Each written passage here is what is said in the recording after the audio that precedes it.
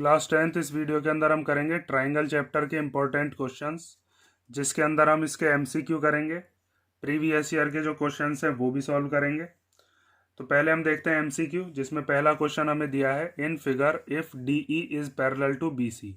ये एक फिगर है जिसके अंदर हमें बताया है डीई किसके पैरेलल है, बीसी के, और हमें एक्स की वैल्यू बतानी है कि इन चारों में से कौन सी वाली वैल्यू एक्स की सही होगी। तो एक्स की वैल्यू जो है वो बीसी वाली साइड है। तो बीसी वाली साइड आप कैसे पता करोगे? ये जो बड़ा वाला ट्राइंगल है जिसका नाम क्या है, ए बी सी, इस ए बी सी वाले ट्राइंगल की साइड है ये।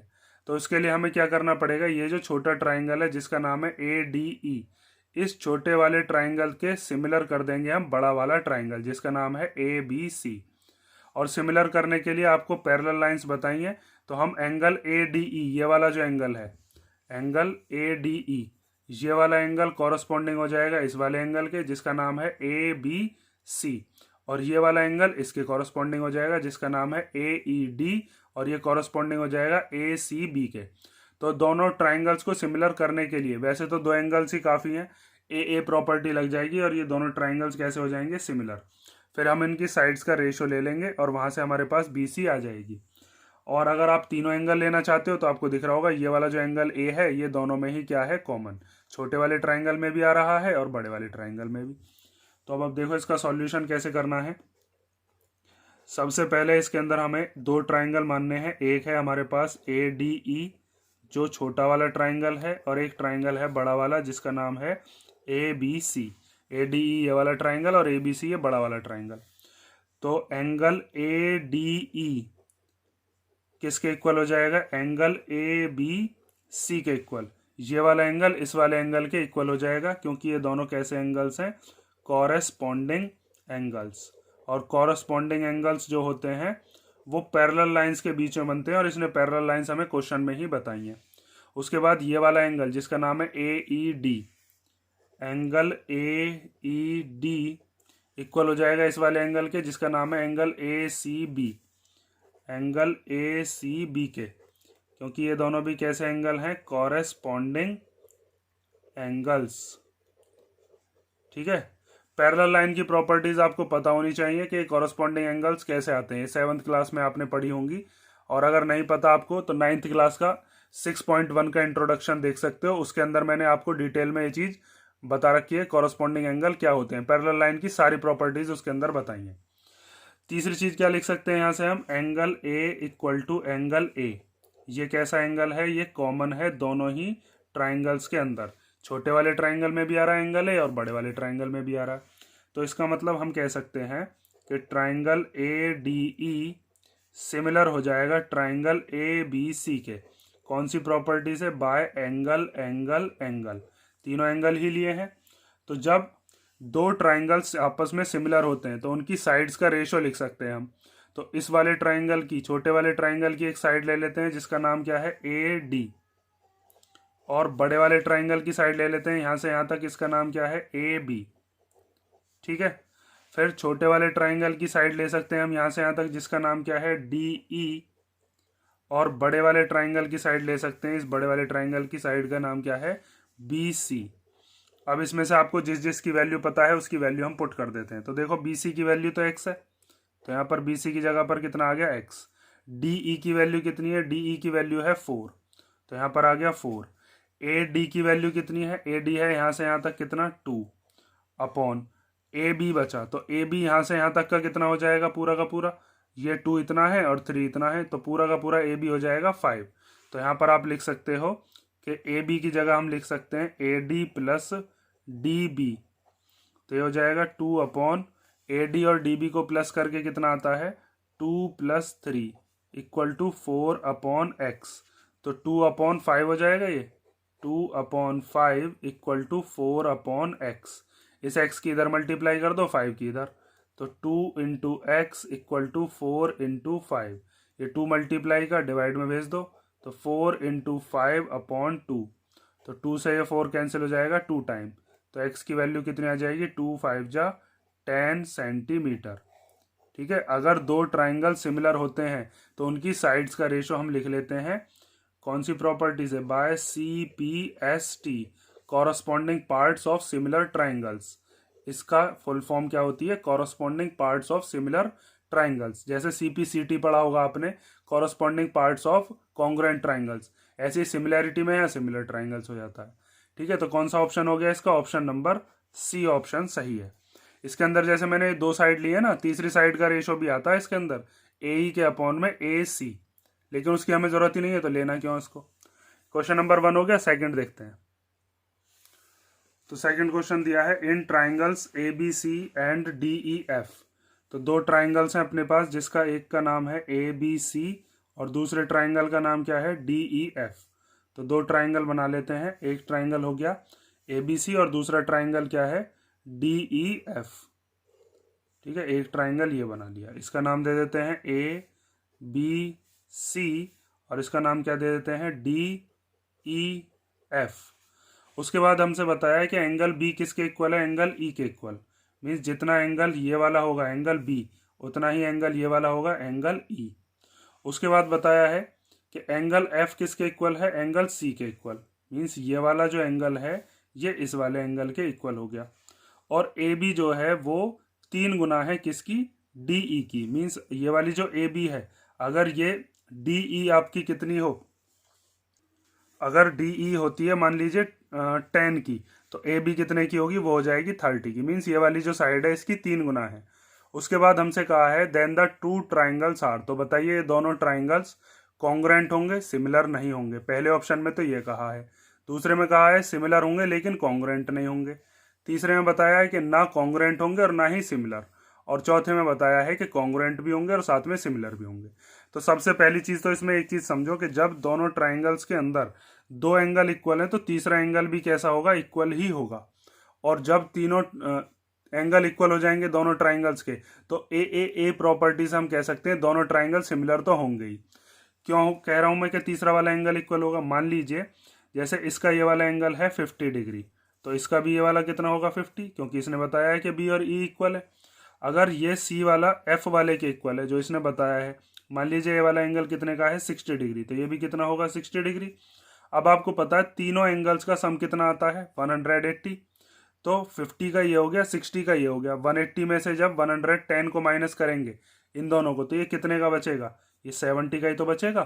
तभी तो तीनों का सम 180 बैठेगा। तो इसमें भी तो ये 70 का ही बैठेगा, क्योंकि तीनों का सम बैठाना तो 180 है, तभी ट्राइंगल माना जाता है। ट्राइंगल के तीनों एंगल्स का सम 180 होता है। तो अगर किसी ट्राइंगल के 2 एंगल इक्वल होते हैं तो उनका तीसरा एंगल भी कैसा होता है, इक्वल ही होता है। तो सिमिलर तो हैं लेकिन कॉन्ग्रुएंट नहीं है, क्योंकि कॉन्ग्रुएंसी में क्या होता है, उनकी साइड्स भी इक्वल होती हैं। लेकिन यहाँ पर बताइए कि AB जो है वो 3 गुना है DE की। जैसे अगर DE मान लीजिए 10 की है तो AB कितने की है 30। अगर DE मान लीजिए आपकी 5 की है तो AB कितने की है 15 की है। ठीक है, मतलब ये AB वाला जो ट्राइंगल है ये बड़ा है, ये छोटा ट्राइंगल है। और कॉन्ग्रुएंट में दोनों के दोनों ट्राइंगल्स कैसे होते हैं, उनका शेप और साइज भी सेम होता है। तो यहाँ पर आप एक चीज लिख सकते हो कि हमारे पास 2 ट्राइंगल हैं, एक है ट्राइंगल ABC, इसका ऑप्शन नंबर B ठीक होगा। ठीक है, सिमिलर होंगे लेकिन कॉन्ग्रुएंट नहीं होंगे। लेकिन सॉल्यूशन कैसे करके दिखाओगे वो भी चीज देख लो, अगर ऑप्शन वाला नहीं आता है तो in triangle ABC and triangle DEF। ठीक है, क्योंकि ये चीज आपको समझ में आनी चाहिए, जो मैंने आपको बताई है वो चीज अगर आप लिख कर देख लोगे तो आपको पूरा डिटेल में समझ में आ जाएगा। सबसे पहली चीज तो हमें दे रखी है एंगल B किसके इक्वल है, एंगल E के। ये क्या है, ये तो गिवन है। उसके बाद एंगल F किसके इक्वल दिया है, एंगल C के। तो हम इधर की तरफ लिखते हैं इस वाले ट्राइंगल का, इधर की तरफ इस वाले ट्राइंगल का। C और F इक्वल है। ठीक है, यहाँ पर दे रखा था, ये लिख दिया यहाँ पर गिवन में। तो हम लिख सकते हैं कि एंगल A भी इक्वल होगा किसके, एंगल D के। ठीक है, इसके लिए लिख दिया हमने third angle is also equal. ठीक है, ये चीज मैंने आपको समझा दी। अगर किसी ट्राइंगल के 2 एंगल इक्वल होंगे तो तीसरा तो अपने आप ही इक्वल हो जाता है। तो इसका मतलब ट्राइंगल ABC हमारा सिमिलर हो गया ट्राइंगल DEF के। कौन सी प्रॉपर्टी से, बाय AAA। ठीक है, ये वाला रूल जो होता है ये बस आपका सिमिलैरिटी में होता है, कॉन्ग्रुएंसी में नहीं होता। अब ये कॉन्ग्रुएंट क्यों नहीं है, इसके लिए आप ये लिखोगे नाउ AB जो हमें बताई है वो 3 गुना बताई है DE की। मतलब AB जो है वो इक्वल नहीं है DE के। ठीक है, सिमिलैरिटी में तो छोटी बड़ी साइड हो सकती हैं, लेकिन कॉन्ग्रुएंसी में दोनों के दोनों को कैसा होना पड़ेगा, इक्वल होना पड़ेगा। और यहाँ पर इसने बताया है कि ए बी 3 गुना है डी की, तो आप लिख सकते हो so the triangles are similar but not congruent. ये दोनों ट्राइंगल सिमिलर तो हैं लेकिन कॉन्ग्रुएंट नहीं है। ठीक है, ये क्वेश्चन नंबर 2 हो गया। थर्ड देखते हैं, चलो अब क्वेश्चन नंबर 3 दिया है, if in two triangles D E F and P Q are, दो ट्राइंगल है, एक डी ई एफ है और एक पी क्यू आर है। उसके अंदर बताया एंगल डी किसके इक्वल है, एंगल क्यू के equal, and angle R equal to angle E, angle R angle E के इक्वल है। Then which of the following is not true, तो इन 4 ऑप्शंस में से कौन सा ऑप्शन सही नहीं है वो हमें बताना है, मीन्स गलत वाला ऑप्शन हमें चूज करके बताना है। तो इसमें 2 ट्राइंगल हैं हमारे पास, उन दोनों ट्राइंगल्स को ही हम बना लेते हैं। मान लीजिए ऐसे एक ट्राइंगल है जिसका नाम क्या है, डी ई एफ, यहाँ पर दे दिया डी, ये हो गया ई और ये क्या हो गया एफ। और एक दूसरा ट्राइंगल है जिसका नाम क्या है, पी क्यू आर, तो इस ट्राइंगल का नाम दे दिया पी क्यू आर। उसके बाद इसने बताया एंगल डी एंगल क्यू के इक्वल है, तो एंगल डी ये वाला है, ये एंगल क्यू के इक्वल हो गया। उसके बाद बताया एंगल आर एंगल ई के इक्वल है, तो एंगल आर हो जाएगा ये वाला एंगल और एंगल ई हो जाएगा ये वाला एंगल। ठीक है, अब हमें बताना है कौन सा इनमें से ट्रू नहीं है। तो सबसे पहले तो आपको ये चीज दिख रही होगी कि इस वाले ट्राइंगल के 2 एंगल इस वाले ट्राइंगल के 2 एंगल्स के इक्वल हैं, तो दोनों ट्राइंगल कैसे हो गए, सिमिलर। और जब दोनों ट्राइंगल सिमिलर होते हैं तो उनकी साइड्स का रेशियो बनाकर लिखना हम जानते हैं। तो सबसे पहले तो आप इसमें लिखकर दिखाओगे कि इस ट्राइंगल के अंदर डी ई एफ के अंदर और दूसरा वाला ट्राइंगल कौन सा है, पी क्यू आर, इन दोनों ट्राइंगल्स के अंदर एंगल डी किसके इक्वल है, एंगल क्यू के इक्वल। ये हमें गिवन दिया था क्वेश्चन के अंदर ही। और एंगल ई किसके इक्वल है, एंगल आर के इक्वल, ये भी हमें बताया था। तो आप लिख सकते हो एंगल ई इक्वल टू क्या है, एंगल आर, ये भी क्या है, गिवन। तो इसका मतलब दोनों triangles, triangle D E F is congruent to, sorry similar to triangle P Q R. ठीक है, ये सिमिलर का साइन है, इक्वल टू अगर लगा दोगे तो फिर कॉन्ग्रुएंट हो जाएगा, और ये कॉन्ग्रुएंट नहीं बताया हमें, तो सिमिलर बताया, क्योंकि ए प्रॉपर्टी जो होती है वो सिमिलैरिटी में ही होती है। तो बाय ए सिमिलैरिटी ये हमने कर दिया। अब साइड्स का रेशो कैसे बनाते हैं ये चीज ध्यान से समझो। जैसे ये वाला जो एंगल है, एंगल डी, इसके सामने वाली साइड लेनी है आपको, तो इसके सामने वाली साइड, इसकी अपोजिट साइड कौन सी है, इसकी अपोजिट साइड है ई एफ। ठीक है, ये एंगल डी किसके इक्वल था, एंगल क्यू के इक्वल, तो एंगल क्यू के सामने वाली साइड कौन सी है, एंगल क्यू के सामने है पी आर, तो इसके अपॉन में क्या आ जाएगा, इसके अपॉन में आएगा पी आर। ठीक है, इस तरीके से साइड्स का रेशो बन गया। उसके बाद इस वाले ट्राइंगल का दूसरा एंगल था ये, जिसका नाम क्या है, एंगल ई, तो एंगल ई के सामने वाली साइड कौन सी है, वो है डी एफ, तो यहां पर हम लिख देते हैं डी एफ। और ये जो एंगल था ये किसके इक्वल था, ये एंगल आर के इक्वल था, तो एंगल आर के सामने वाली साइड कौन सी है, एंगल आर के सामने है पी क्यू, तो यहां पर हम लिख देंगे अपॉन में पी क्यू। ठीक है, ये जो एंगल था, एंगल डी एंगल क्यू के इक्वल था, तो डी के सामने वाली ई एफ, क्यू के सामने वाली पी आर। ये एंगल ई एंगल आर के इक्वल था, तो एंगल ई के सामने डी एफ और एंगल आर के सामने पी क्यू। अब बात बची कि तीसरा साइड कौन सी बची, तो इस ट्राइंगल की 2 साइड तो हमने ले ली, एक तो ई एफ आ गई, एक डी एफ आ गई, तो बची कौन सी, डी ई बची, तो यहां पर हम लिख देंगे डी ई। ठीक है, इस वाले ट्राइंगल की भी 2 साइड आ गई, कौन कौन सी, एक तो पी आर आ गई ये वाली, एक पी क्यू आ गई ये वाली, बची कौन सी, क्यू आर आ गई, तो यहां पर हम लिख देंगे क्यू आर। और ये हम कहां से लिखते हैं, by C P S T, corresponding parts of similar triangles. ठीक है, इसकी फुल फॉर्म आप लिखना चाहो तो लिख लेना। अब हम देखते हैं कि इन तीनों में से कौन सा ऑप्शन ऐसा है जो कि मैच नहीं कर रहा है। तो देखो E F upon P R D F upon P Q के इक्वल है, तो ये तो ट्रू है, हमें वो बताना है जो ट्रू नहीं है। तो ये वाली चीज तो आ रही है, E F upon P R D F upon P Q के इक्वल, तो ये तो सही है। उसके बाद D E upon P Q, D E upon P Q है ही नहीं, D E upon Q R है, तो यही वाला ऑप्शन है जो कि ट्रू नहीं है। आप चाहो तो इन दोनों को भी चेक करके देख सकते हो, D E upon Q R, ये रहा D upon Q R, D F upon P Q, ये रहा D F upon P Q, E F upon P R या आर पी एक ही बात है, ई एफ अपॉन ये रहा पी आर या आर पी, और D E upon Q R, D E upon Q R ये रहा, ये वाला मैच नहीं कर रहा क्योंकि डी के अपॉन में पी क्यू है ही नहीं और एफ ई के अपॉन में आर पी नहीं है। ठीक है, ये वाली चीज है लेकिन इसके इक्वल में यहाँ पर पी क्यू नहीं है, यहाँ पर क्यू आर आना चाहिए था। ठीक है, तो ये हो गया आपका क्वेश्चन नंबर थर्ड। अब हम देखते हैं फोर्थ। तो क्वेश्चन नंबर 4 दिया है, in figure the value of x for which D E parallel to A B is. हमें एक ट्राइंगल बताया और उस ट्राइंगल के अंदर हमसे बताया है कि डी ई ए बी के पैरेलल है, तो बताइए एक्स की क्या वैल्यू होगी। तो जब ये दोनों साइड पैरेलल हैं डी ई और ए बी, तो इसका मतलब इनकी साइड्स का रेशो कैसा होगा, इक्वल। सी डी के अपॉन में लिखेंगे हम क्या, ए डी, और सी ई के अपॉन में क्या लिखेंगे, बी ई। क्योंकि जब दो ट्राइंगल के अंदर दो साइड आपस में क्या होती हैं, पैरेलल, तो उसमें हम कह सकते हैं बीपीटी थ्योरम से कि उनकी साइड्स का रेशो कैसा होता है, इक्वल। और वहां पर फिर हम इनकी वैल्यूज को पुट करके एक्स की वैल्यू निकाल देंगे। तो सबसे पहले आप लिखोगे इसके अंदर कि हमें पता है सिंस डी ई जो है वो क्या है, पैरेलल है ए बी के। ठीक है, और जब ये दोनों साइड्स आपस में पैरेलल हैं तो हम लिख सकते हैं कि C D upon A D या डी ए, बात एक ही है, ए डी लिखो या डी ए लिखो, इस वाली साइड के अपॉन में ये वाली, और इधर की तरफ सी ई के अपॉन में ये वाली, सी ई अपॉन बी ई। ठीक है, बाय बी पी टी। ठीक है, बी पी टी या फिर थेल्स थ्योरम। जब दो साइड आपस में सिमिलर पैरेलल होती हैं तो ये वाली जो साइड होती है, ये वाली साइड इसके अपॉन में ये वाली लेते हैं और इस वाली साइड के अपॉन में ये वाली। अब वैल्यू रख दो बस इसकी, बस फिर तो सिंपल है। सी डी की जगह पर कितना रख दोगे, x+3। सी डी की वैल्यू x+3 है। उसके बाद ए डी यहाँ से यहाँ तक ये कितनी दे रखी है, 3x+19, तो यहाँ पर आ गया 3x+19। सी ई यहाँ से यहाँ तक कितनी है, x, और ये यहाँ से यहाँ तक बी ई कितनी है, 3x+4। अब आपको क्या करना है, इसके अंदर क्रॉस मल्टीप्लीकेशन कर देनी है। क्रॉस मल्टीप्लीकेशन में क्या करते हैं, जो भी आपके पास डिनोमिनेटर है उसको न्यूमरेटर में भेजो। तो ये 3x+4 तो चला जाएगा इस x+3 के पास, तो x+3 के मल्टीप्लीकेशन में आ गया 3x+4, और ये 3x+19 चला जाएगा कहाँ पर, x के पास, तो ये आ गया 3x+19। अब इनकी मल्टीप्लीकेशन कर लेते हैं।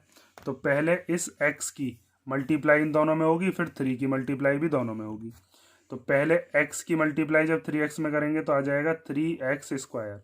फिर x की जब 4 में करेंगे तो कितना हो जाएगा, 4x। फिर 3 की जब 3x में करेंगे तो कितना हो जाएगा, 9x। और फिर 3 की जब 4 में करेंगे, 3 4 जा कितना हो जाएगा, 12। इस x की भी दोनों में करनी पड़ेगी, तो x की 3x में करके क्या हो जाएगा, 3x², और x की जब 19 में करेंगे तो कितना हो जाएगा, 19x। अब इसके अंदर क्या करना है, जितने भी x वाले हैं सबको एक तरफ ले लेते हैं, या जितने भी डिजिट है सबको एक तरफ ले लो। तो ये हो जाएगा 3x² + 4x + 9x। ये 3x² इधर आया तो माइनस का, ये 19x भी इधर आया तो माइनस का, और ये 12 सबसे लास्ट में लिख दिया, इक्वल टू में क्या है, 0। अब क्या करना है, ये 3x² प्लस का, ये माइनस का, तो ये दोनों कैंसिल हो गए।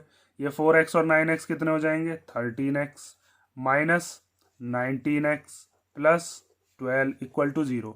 तो 13 में से जब 19 को माइनस करोगे तो कितना आएगा, ये आ जाएगा माइनस का 6x। ये प्लस का 12 0 के इधर भेज देते हैं तो ये हो जाएगा माइनस का 12, इधर प्लस का था, इक्वल टू के इधर आकर माइनस का, माइनस से माइनस कैंसिल हो गया, ये 6 चला जाएगा कहाँ पर, डिवाइड में। तो ये आ जाएगा x इक्वल टू 12/6, और 6 के टेबल में 12 कितनी बार आता है, 2 बार। तो इसका मतलब x की वैल्यू जब 2 रख दी जाएगी तो इनकी जो रेशो आएगा वो कैसा होगा, इक्वल। जैसे आपने x की वैल्यू यहाँ पर 2 रखी तो ये कितना हो जाएगा, 2 और 3 5। यहाँ पर x की वैल्यू रख देते हैं 2, तो ये कितना हो जाएगा, 3 2 जा 6, 6 और 19 कितना हो जाएगा, 25। तो इन दोनों का रेशो 5/25 का रेशो कितना आएगा, 5 1 जा 5 5 5 25। ऐसे यहाँ पर इस x की जगह पर कितना रख देते हैं, 2। यहाँ पर इस x की जगह पर रख लो 2, तो 3 2 जा कितना हो जाएगा, 6। 6 में 4 प्लस करेंगे और 10, तो 2/10 को भी जब काटोगे तो कितना रेशो आएगा, 1/5। यहाँ पर भी 1/5 आया था। तो x की वैल्यू 2 पर ये सेम रेशो देगा और ये साइड्स कैसी हो जाएंगी, पैरेलल। तो कौन सा ऑप्शन हो गया, option number D. 5th question देखते हैं। तो 5th क्वेश्चन दिया है, in the given figure D E is parallel to B C. ये एक फिगर है जिसके अंदर ये डी ई वाली साइड बी सी के क्या है, पैरेलल। उसके बाद A E equal to a unit, यहाँ से यहाँ तक ए ई कितने की है, ये है ए यूनिट की। उसके बाद ई सी इक्वल टू बी यूनिट, यहाँ से यहाँ तक ई सी कितने की है, ये है बी यूनिट।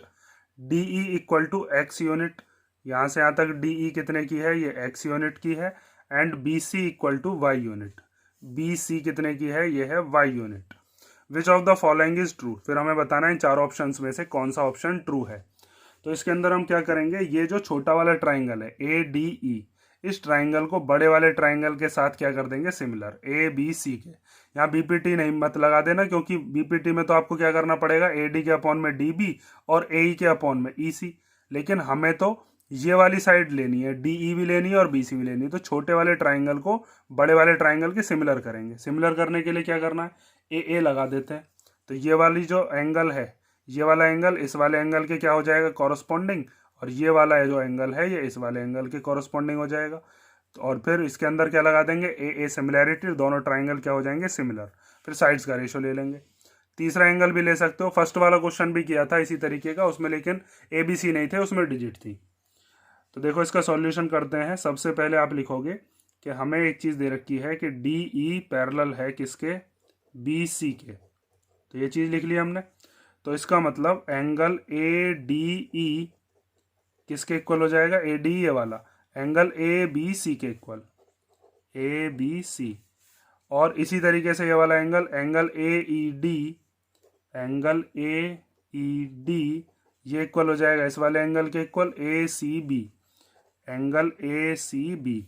कौन सी प्रॉपर्टी से, ये हो जाएंगे दोनों ही कॉरस्पॉन्डिंग एंगल्स प्रॉपर्टी से। ठीक है, तीसरा एंगल लेने की जरूरत नहीं है, क्योंकि मैंने अभी आपको बताया था सेकंड वाले क्वेश्चन में भी थे, अगर किसी ट्राइंगल के दो एंगल्स अगर इक्वल है तो तीसरा तो इक्वल होता ही है। अगर आप लिखना चाहो तो लिख सकते हो, ये वाला जो एंगल है ये दोनों ही ट्राइंगल्स के अंदर कॉमन है।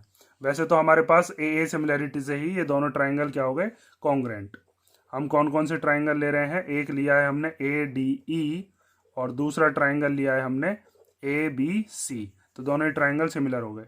तो therefore triangle A D E is similar to triangle A B C. कौन सी प्रॉपर्टी से, बाय ए। और जब दो ट्राइंगल सिमिलर होते हैं तो इनकी साइड्स का रेशो हम लिख सकते हैं। तो छोटे वाले ट्राइंगल की कौन सी साइड, ए डी, बड़े वाले ट्राइंगल की ए बी। ठीक है, लेकिन इससे तो हमारा कोई काम है ही नहीं। हम क्या लिखते हैं, छोटे वाले ट्राइंगल की ए ई और बड़े वाले ट्राइंगल की ए सी। तो यहाँ पर आ गया ए ई अपॉन ए सी। ये चीज़ याद रखना, ए ई छोटे वाले ट्राइंगल की है, ए सी बड़े वाले ट्राइंगल की। ऐसे यहाँ पर ये छोटे वाले ट्राइंगल की कौन सी, डी ई, और बड़े वाले ट्राइंगल की कौन सी, बी सी। ठीक है, ये वाली साइड की हमें जरूरत नहीं है, A D upon A B की, इसलिए मैं उसको नहीं ले रहा। आप चाहो तो लिख सकते हो। अब यहाँ पर इनकी वैल्यू पुट कर देते हैं। ए ई की वैल्यू कितनी है, ए ई की वैल्यू है ए। ठीक है, इसके बाद का इधर देख लेते हैं, ए ई की जगह पर रख दिया ए सी की वैल्यू कितनी है, यहाँ से यहाँ तक ए सी। तो ए सी पूरा का पूरा यहाँ से यहाँ तक हो जाएगा ए प्लस बी। ठीक है, यहाँ से यहाँ तक ये पूरा का पूरा ए सी कितना हो जाएगा, ए प्लस बी। ए यहाँ से यहाँ तक था ए ई और ई सी कितना था, बी। तो पूरा का पूरा ए बी होगा या नहीं, ए प्लस बी। तो ये लिख दिया। उसके बाद डी ई, यहाँ से यहाँ तक कितना है, ये है एक्स, और बी सी कितना है, बी सी है अपने पास वाई। ठीक है, अब देखो हमें अगर x की वैल्यू में निकालूं, क्योंकि देखो इसमें भी x है, इसमें y है, इसमें x है। तो अगर x की वैल्यू में निकालता हूं तो इस y को मैं इधर भेज सकता हूं, y को इधर भेज देते हैं। तो ये हो जाएगा ए Y upon A plus B और इक्वल टू में x। क्या ऐसा कोई सा ऑप्शन आपको मिल रहा है, तो देखो थर्ड वाला है, x के इक्वल में है ए Y upon A plus B, x के इक्वल में है ए Y upon A plus B. तो कौन सा ऑप्शन हो जाएगा अपना, ऑप्शन नंबर सी। ठीक है, अब हम देखते हैं क्वेश्चन नंबर 6। तो क्वेश्चन नंबर 6 दिया है, a vertical stick 12 metre long cast a shadow 8 metre long on the ground. Means एक वर्टिकल स्टिक है, वर्टिकल स्टिक बना लेते हैं। मान लीजिए ये वर्टिकल स्टिक बना ली और इसका नाम क्या दे दिया, ए बी। और इसकी जो लेंथ है, इसकी यहाँ से यहाँ तक लेंथ, मीन्स इसकी जो ऊंचाई है वो हमें बता रखी है कितनी है, 12 मीटर। ठीक है, और ये जो बनाती है ये कितने मीटर का वो बनाती है, ग्राउंड पर शेडो, परछाई, वो बताइए हमें 8 मीटर। मान लीजिए परछाई बनी है इसकी कितने की, 8 मीटर की। उसके बाद at the same time the tower cast a shadow 40 metre long on the ground. उसी समय पर एक टावर भी खड़ा हुआ था वहीं पर, और उस टावर की जो शेडो है वो कितने की है, वो है 40 मीटर की। ठीक है, इस टावर का नाम दे देते हैं मान लीजिए पी क्यू। ठीक है, और यहाँ पर क्या नाम दे देते हैं, चलो आर, तो पी आर हो गई उसकी शेडो। अब हमको पता है कि जब शेडो बन रही होगी तो शेडो किसकी वजह से बन रही होगी, वो सन की वजह से बन रही होगी। तो सन एक समय पर अलग अलग तरीके के एंगल नहीं बनाता, एक ही एंगल बनाता है। तो हम लिखते हैं angular elevation of the sun is equal. Means यहां से अगर मैं इसको ज्वाइन कर दूं और सन की जो परछाई पड़ रही होगी, मान लीजिए ऐसे यहाँ पर कहीं सन है, जब सन की यहाँ पर रोशनी पड़ी होगी तो इसकी परछाई बनी होगी यहाँ पर। तो ये वाला जो एंगल है ये इस वाले एंगल के इक्वल होगा। जैसे अगर इसको ज्वाइन कर दिया जाए तो ये वाला एंगल जो होगा ये भी कैसा होगा, इस वाले एंगल के इक्वल होगा। तो एंगल सी तो एंगल आर के इक्वल हो जाएगा, एंगल ए किसके इक्वल हो जाएगा, एंगल पी के इक्वल। ये दोनों क्यों इक्वल होंगे, क्योंकि ये वर्टिकल खड़े हुए होंगे, स्टिक वर्टिकल है, और साथ में जो टावर होता है वो भी सीधा खड़ा किया जाता है, तो दोनों 90 डिग्री के हो जाएंगे, सी आर के इक्वल हो जाएगा। दोनों में ए प्रॉपर्टी लग के सिमिलर हो जाएंगे। फिर उसके बाद साइड्स का रेशो ले लेंगे, पी क्यू हमें फाइंड आउट करनी है। हाइट ऑफ द टावर क्या है, ये है यहाँ से यहाँ तक की पी क्यू। तो इसके अंदर आपको सबसे पहले यही चीज़ लिखनी है कि हमें दो ट्राइंगल ले लिया हमने, इन ट्राइंगल ए बी सी, और एक दूसरा ट्राइंगल क्या ले लिया, पी क्यू आर। तो इसके अंदर सबसे पहले हम लिखते हैं एंगल ए एंगल पी के इक्वल है, क्योंकि दोनों के दोनों ही 90 डिग्री पर खड़े हुए होंगे। एंगल सी किसके इक्वल हो जाएगा, एंगल आर के इक्वल, क्योंकि यहाँ पर हम लिखते हैं angular elevation of the sun, या फिर आप ये भी लिख सकते हो कि sun cast the equal angles at the same time. ठीक है, कोई भी परछाई जो बन रही होती है अगर सेम टाइम की बात हो रही है तो वहां पर सन इक्वल ही एंगल बनाता है। तो इसका मतलब ये दोनों triangle A B C similar हो जाएगा ट्राइंगल पी क्यू आर के। कौन सी प्रॉपर्टी से, बाय ए। जब दो ट्राइंगल आपस में सिमिलर होते हैं तो उनकी साइड्स का रेशो हम ले सकते हैं। तो यहाँ पर 90 डिग्री के सामने कौन सी है, बी सी, यहाँ पर 90 डिग्री के सामने कौन सी है, क्यू आर। ये जो हमारे पास एंगल हमने लिए थे, ए के सामने है बी सी और पी के सामने कौन सी है, क्यू आर। तो ना तो हमें बी सी चाहिए ना क्यू आर चाहिए, तो इसको हम लिखेंगे ही नहीं। हमें कौन कौन सी चाहिए उसके हिसाब से देख लेते हैं हम।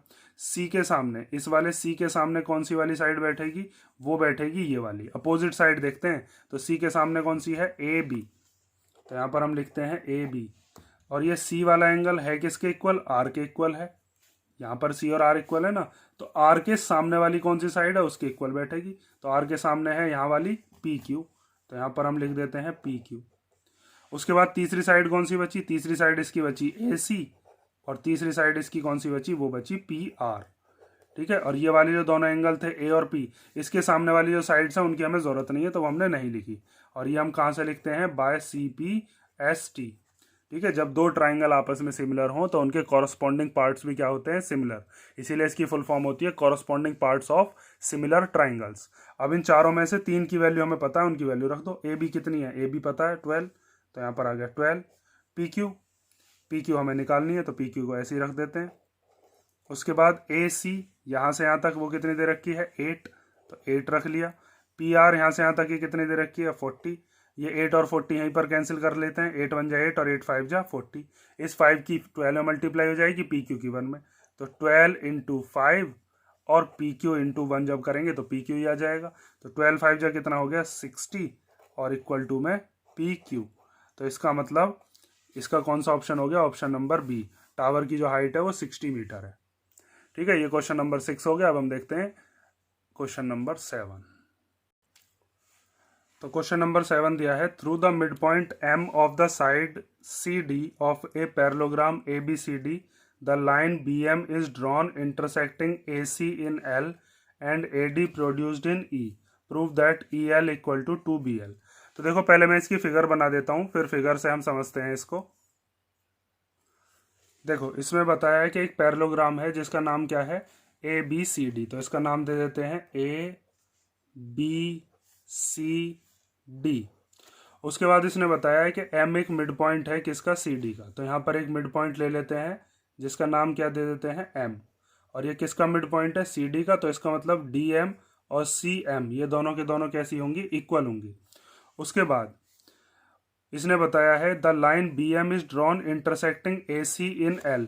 मतलब एक लाइन बनानी है बी एम जो कि ए सी को कट कर रहेगी, कौन से वाले पॉइंट पर, एल पॉइंट पर। तो पहले ए सी को ज्वाइन कर लेते हैं, ये ए सी ज्वाइन हो गई आपकी। उसके बाद इसने बताया था यहाँ से यहाँ तक ये जो बी एम वाली लाइन बनेगी, ये बी एम वाली लाइन इस ए सी वाली लाइन को जहाँ पर काट रही होगी वहाँ पर पॉइंट का नाम क्या होगा, उस पॉइंट का नाम होगा एल। तो ये एल पॉइंट हो गया। उसके बाद and A D produced in E, और ए डी को प्रोड्यूस कर देना है कहाँ तक, ई पॉइंट तक। तो इस ए डी को आगे बढ़ा देते हैं हम, ये आगे बढ़ा दी, प्रोड्यूस कर दी, और इसको इससे ज्वाइन कर दिया। ठीक है, इसको ज्वाइन करके और यहाँ पर नाम क्या दे दिया, ई। ठीक, अभी हमारी फिगर कंप्लीट हो गई। उसके बाद इसने बताया है क्वेश्चन के अंदर कि हमें प्रूव करना है ई एल इक्वल टू 2BL, मतलब यहाँ से यहाँ तक की ये जो ई एल वाली लाइन है ये दुगनी होगी किसकी, बी एल की। तो आपको इसके अंदर क्या काम करना पड़ेगा, देखो बी एल कौन से वाले ट्राइंगल के अंदर आ रही है, एक तो इस वाले ट्राइंगल के अंदर है, एक इस वाले ट्राइंगल के अंदर। ऐसे ही ई एल इस वाले ट्राइंगल के अंदर आ रही है। तो हम क्या काम करेंगे, इस छोटे वाले ट्राइंगल को, जिसका नाम क्या है, जिसका नाम है सी एल बी, इस वाले ट्राइंगल को हम सिमिलर करेंगे कौन से वाले ट्राइंगल के, इस बड़े वाले ट्राइंगल के साथ, जिसकी हमको बड़ी वाली साइड पता है यहाँ से यहाँ तक की ई एल। इस वाले ट्राइंगल के साथ आप इसको क्या कर दो, सिमिलर कर दो। और जब आप सिमिलर करोगे तो वहां से ई एल और बी एल का एक रिलेशन निकल के आ जाएगा, और वहां से फिर हम देखेंगे कि उन दोनों को, हम दोनों को ये 2BL कैसे लेकर आएंगे। ठीक है, तो देखो मैंने इनमें शेड कर दिया ताकि आप पहचान कर सको। तो हम इसके अंदर कौन कौन से ट्राइंगल ले रहे हैं, दो, उनके नाम लिख लेते हैं। पहले हम एक ट्राइंगल ले रहे हैं इन ट्राइंगल, इस वाले का नाम है ALE, ALE। और दूसरा ट्राइंगल है जिसका नाम है CLB, ट्राइंगल CLB। इसके अंदर हम क्या काम करते हैं, एक एंगल तो देखो ध्यान से ये वाला, इस एंगल का नाम क्या दे देता हूं, मान लीजिए मैं एंगल 1, और एक एंगल है ये वाला, मान लीजिए इसका नाम क्या दे दिया, एंगल 2। तो एंगल 1 एंगल 2 के क्या होगा, इक्वल होगा, क्योंकि ये दोनों के दोनों एंगल कैसे हैं, ऑल्टरनेट। भाई ये पैरेललोग्राम में ये दोनों पैरेलल लाइंस होंगी या नहीं, ये दोनों पैरेलल लाइन हो गई, ये वाली और ये वाली, और ये हो गई इनको काटती हुई ट्रांसवर्सल। तो एक लाइन के ऊपर वाला और ये लाइन के नीचे वाला, ऐसे एंगल्स को हम ऑल्टरनेट कहते हैं। तो आप लिख सकते हो कि एंगल 1 इक्वल टू हो जाएगा एंगल 2, कौन सी प्रॉपर्टी से, ऑल्टरनेट इंटीरियर एंगल्स। ठीक है, अब आगे देखो। उसके बाद यहां पर इस वाले एंगल को और इस वाले एंगल को भी हम क्या कह सकते हैं, ये दोनों एंगल इक्वल है। ये तो आ जाएगा छोटे ट्राइंगल में, ये बड़े वाले ट्राइंगल में। ये दोनों क्यों इक्वल होंगे, क्योंकि ये दोनों है कॉरस्पॉन्डिंग। ठीक है, मान लीजिए इसका नाम दे दिया मैंने 3 और इसका नाम क्या दे दिया 4। तो आप लिख सकते हो एंगल 3 इक्वल टू होगा एंगल 4, क्योंकि ये दोनों कैसे हैं, वर्टिकली अपोजिट एंगल्स। ठीक है, अब इसका मतलब ये हो गया कि हम इन दोनों ट्राइंगल्स को क्या लिख सकते हैं, सिमिलर लिख सकते हैं, क्योंकि यहाँ पर ए प्रॉपर्टी लग गई। तो आप लिख सकते हो triangle ALE is similar to triangle CLB by AA similarity. ठीक है, अब जब दो ट्राइंगल आपस में सिमिलर होते हैं तो उनकी साइड्स का रेशो हम लिख सकते हैं। तो जैसे यहाँ से आप, कई बच्चे इस तरीके से भी करते होंगे कि AL के इक्वल में, AL के अपॉन में CL, और LE के अपॉन में LB, और AE के अपॉन में CB, ऐसे भी लिख सकते हैं। वरना मैंने आपको बता रखा है एंगल के सामने वाली साइड को आप देख लोगे। जैसे यहाँ पर एंगल 1 के सामने बड़े वाले ट्राइंगल के अंदर कौन सी साइड है, AL, और यहाँ पर ये एंगल 1 किसके इक्वल है, एंगल 2 के इक्वल। तो छोटे वाले ट्राइंगल में एंगल 2 के सामने कौन सी है, CL। तो वो तो हमें चाहिए ही ना हमें AL चाहिए ना हमको CL चाहिए। अब देखो एंगल 3 के सामने छोटे वाले ट्राइंगल में कौन सी है, छोटे वाले ट्राइंगल में ये वाली है जिसका नाम है BC, और बड़े वाले ट्राइंगल में 4 के सामने कौन सी है, AE। ठीक है, तो हम इसके सामने लिख सकते हैं 3 के सामने वाली साइड कौन सी है, BC, और इधर 4 वाले के सामने कौन सी है, AE। ठीक है, या फिर आप चाहो तो यहाँ से भी देख सकते हो, ये BC किसके इक्वल हो जाएगा, ये BC हो जाएगा AE के इक्वल। ठीक है, लास्ट वाले ले लेते हैं। उसके बाद इक्वल में इसकी कौन सी साइड बची, इसकी एक साइड बची है BL, तो यहाँ पर हम लिख देते हैं BL। और इसकी कौन सी साइड बची है, इसकी साइड बची है ये वाली EL। ठीक है, तीसरी वाली साइड की हमें ज़रूरत ही नहीं है, जो कि कौन सी थी, इस वाले ट्राइंगल की AL और इस वाले ट्राइंगल की CL। ये चीज़ ध्यान से समझ लेना जो मैंने अभी आपको बताया है। यहाँ पर 3 वाले के सामने BC, और 3 वाला एंगल कौन से वाले एंगल के इक्वल है, 4 के, तो 4 वाले के सामने कौन सी है, AE, तो वो चीज़ हमने यहाँ पर लिखी। उसके बाद इसकी कौन सी साइड बची थी, BL, और इस वाले ट्राइंगल की कौन सी साइड बची थी, EL, वो हमने लिख ली। ठीक है, और इस वाले ट्राइंगल की AL की हमको ज़रूरत नहीं है, इस वाले ट्राइंगल की CL की ज़रूरत नहीं है, तो वो हमने लिखी ही नहीं। अब देखो, हमें जो चीज़ लेके आनी है वो लेके आनी है EL इक्वल टू 2BL। तो ये EL और BL तो हमारे पास आ गए, लेकिन यहाँ पर BC और AE भी आ रहे हैं। तो BC और AE को हमें रिप्लेस करके किसी तरीके से ऐसी इक्वेशन को बनाना है। तो BC और AE का रिलेशन हम कैसे निकालेंगे, इसके लिए आपको यहाँ पर दो ट्राइंगल्स को सिमिलर करना, सॉरी, कॉन्ग्रेंट करना पड़ेगा। अब कौन कौन से ट्राइंगल कॉन्ग्रेंट होंगे वो चीज़ देख लो। ये वाली चीज़ तो आप लिख दोगे कौन सी इक्वेशन से, इक्वेशन नंबर फर्स्ट। अब इसको हम बाद में छेड़ेंगे, पहले हम देखते हैं कि कौन कौन से ट्राइंगल हमें सिमिलर करके और इस BC और AE का रिलेशन लेकर आना है। देखो, अब हम लेते हैं ये वाले दोनों ट्राइंगल। एक ट्राइंगल तो ये वाला जिसका नाम है DEM। ठीक है, इसमें मैं शेड करे देता हूं ताकि आप पहचान कर सको, ये हो गया DEM। और एक ट्राइंगल लेते हैं हम CBM, ये वाला एक ट्राइंगल। और इन दोनों ट्राइंगल्स को क्या करते हैं, कॉन्ग्रेंट करते हैं। और कॉन्ग्रेंट करने के बाद ये जो BC और AE है, इसको इस तरीके से चेंज करेंगे कोई डिजिट आ जाए, क्योंकि हमें यहाँ पर 2 लाना है। ठीक है, अब देखो कौन कौन से ट्राइंगल ले रहे हैं। In triangle DEM and triangle CBM, तो इन दोनों ट्राइंगल्स के अंदर सबसे पहली चीज़ तो यही लिख सकते हैं, इसमें भी इस वाले ट्राइंगल के अंदर एंगल 1 आ रहा है, इस वाले ट्राइंगल के अंदर एंगल 2 आ रहा है। ठीक है, तो एंगल 1 एंगल 2 के इक्वल, क्योंकि ये कैसे हैं, ये हो गए ऑल्टरनेट इंटीरियर एंगल्स।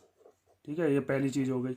उसके बाद इस वाले ट्राइंगल का ये एंगल और इस वाले ट्राइंगल का ये एंगल, ये दोनों भी आपस में कैसे होंगे, इक्वल होंगे। जैसे मान लीजिए ये हो गया 5 और ये क्या हो गया 6, तो 5 और 6 क्यों इक्वल होंगे, क्योंकि ये दोनों कैसे हैं, वर्टिकली अपोजिट। ऐसे एंगल्स को वर्टिकल अपोजिट कहा जाता है जो सिजर में बन रहे हों। तो हम लिख सकते हैं एंगल 5 इक्वल टू हो गया एंगल 6, क्योंकि ये कैसे हैं, वर्टिकली अपोजिट। ठीक है, एंगल्स। अब तीसरी चीज़ क्या ढूंढें, क्योंकि जब कॉन्ग्रुएंसी प्रूव कर रहे होते हैं तो हमें 3 चीज़ पता होनी चाहिए। तो उसके लिए हम लिख सकते हैं DM CM के इक्वल है, DM इक्वल टू CM। और इसके लिए क्या रीजन लिखोगे, हमें M मिड पॉइंट बताया था CD का, ये जो CD लाइन है इसका M मिड पॉइंट है। तो यहाँ पर लिखते हैं M is the mid point of CD। तो इसका मतलब दोनों ट्राइंगल DEM, ये हमारा क्या हो गया, कॉन्ग्रेंट हो गया ट्राइंगल CBM के। कौन सी प्रॉपर्टीज है, angle angle side, angle angle side. तो अब CPCT से हम क्या लिख सकते हैं, CPCT से हम लिख सकते हैं DE किसके इक्वल होगी, BC के इक्वल। तो आप लिख दोगे DE equal to BC। DE इस वाले ट्राइंगल की, BC इस वाले ट्राइंगल की, कौन सी प्रॉपर्टीज है, by CPCT, corresponding parts of congruent triangles. अब देखो आगे, ये जो चीज़ है इस चीज़ को आप ध्यान से देख लेना। अब अगर आपको यहाँ से यहाँ तक AE को लिखना हो, तो AE के अंदर 2 लाइन है, कौन कौन सी, एक है AD और एक है DE। तो हम इसको लिख सकते हैं AD प्लस DE। अब आगे देखो, AD यहाँ से यहाँ तक की जो साइड है, ये AD किसके इक्वल है, AD BC के इक्वल है, क्योंकि अपोजिट साइड्स ऑफ पैरेललोग्राम क्या होती हैं, इक्वल। तो आप लिख सकते हो AE इक्वल टू, इस AD की जगह पर क्या लिख दिया हमने, BC। ठीक है, AD की जगह पर BC आ गया। और DE किसके इक्वल है, वो भी BC के इक्वल है, वो भी अभी प्रूव किया था। देखो यहाँ पर ये रहा, तो इस DE की जगह भी क्या आ गया, यहाँ पर भी BC आ गया। इसका रीजन यहाँ पर लिख कर दिखाओगे कि AD को हमने BC के इक्वल लिखा है, क्यों, क्योंकि ये है opposite sides of parallelogram are equal.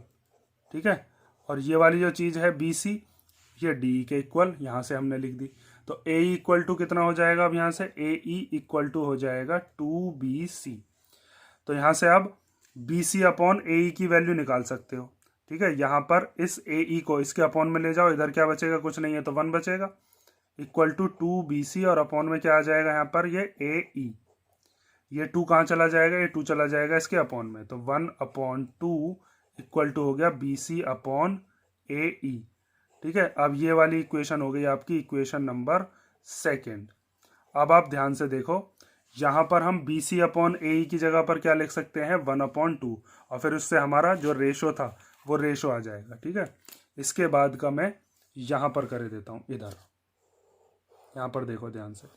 अब हम लिख रहे हैं फ्रॉम फर्स्ट एंड सेकेंड, तो BC अपॉन AE की जगह पर क्या लिख दिया हमने 1/2, और BL अपॉन EL हमने ऐसे ही लिख दिया, क्योंकि BL अपॉन EL तो हमें चाहिए, जो हमें प्रूव करना था उसमें BL और EL चाहिए ना। तो यहाँ पर आप एक चीज़ देखो, अब इस EL की मल्टीप्लाई हो जाएगी 1 में, तो ये हो जाएगा EL। जब 1 में मल्टीप्लाई करते हैं तो वही चीज़ आ जाती है, और 2 की मल्टीप्लाई हो जाएगी BL में, तो ये हो जाएगा 2BL। ठीक है, इस क्वेश्चन की 2-3 बार प्रैक्टिस कर लेना, क्योंकि ये पहले भी आ चुका है और क्वेश्चन अच्छा है। तो अब देखते हैं क्वेश्चन नंबर 8।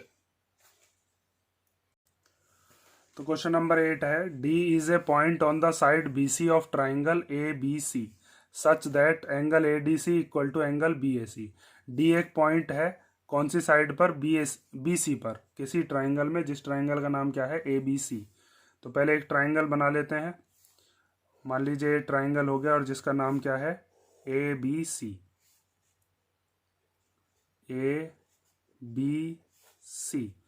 और इसके बाद इसने बताया था D पॉइंट है कौन सी वाली साइड पर, BC पर, तो यहाँ पर एक पॉइंट मान लिया D और इसको क्या कर दिया ज्वाइन।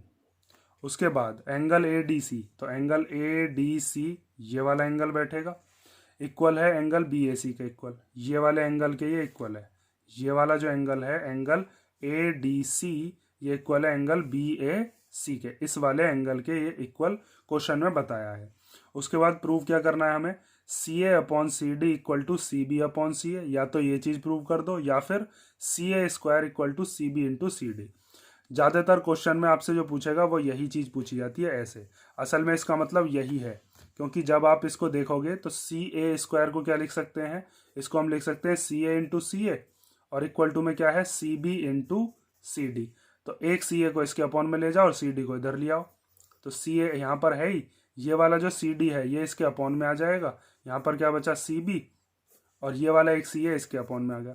तो ये वाली चीज़ और ये वाली चीज़ एक ही है। अगर यहाँ पर ऐसे स्क्वायर में लगा हुआ मिल जाता है तो आप उसको ऐसे तोड़कर सॉल्व कर लेना, और फिर क्रॉस मल्टीप्लाई करोगे तो यही वाली चीज़ बन जाएगी।